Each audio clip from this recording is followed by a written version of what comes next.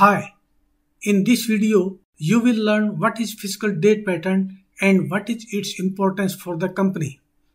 Fiscal date pattern specifies the accounting period of the company. In other words, fiscal date is a financial year. At the end of the fiscal year, companies prepare profit and loss account and balance sheet.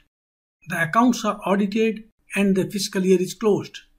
In JD Edwards, fiscal date pattern specifies the beginning date of the fiscal year and the end date for each period in the fiscal year. There are 15 codes A to N and R to define a fiscal year.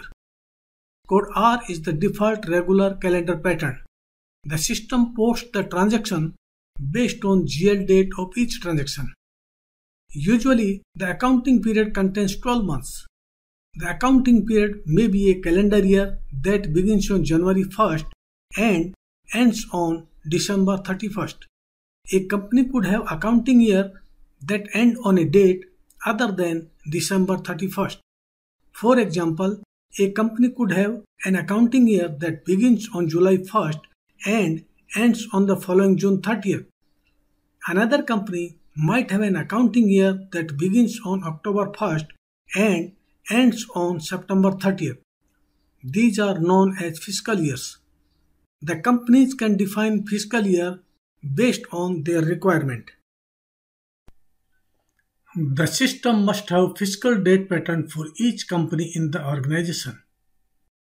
We cannot set up a company until you set up the fiscal date pattern for the company. If you do not define fiscal date pattern or financial year, system will not allow you to set up companies. When we enter transactions, the system uses the general ledger date of each transaction to determine the year period of the company's fiscal pattern to post. This pattern contains the beginning date and end date for each period of the fiscal year. Normally, the regular pattern includes 14 periods. In JD Edwards, the regular fiscal date pattern is defined by the letter R, which is calendar pattern. It is also possible to define a pattern by using any of the letters between A to N. You can define only one fiscal date pattern for each fiscal year. For example, you can only have one date pattern A for fiscal year 2016.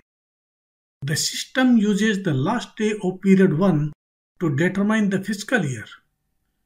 For example, Company A has a fiscal year ending on March 31st, 2016. The fiscal year for Company A is 2015 because the first period was April 2015 and the last day of the first period was in calendar year 2015.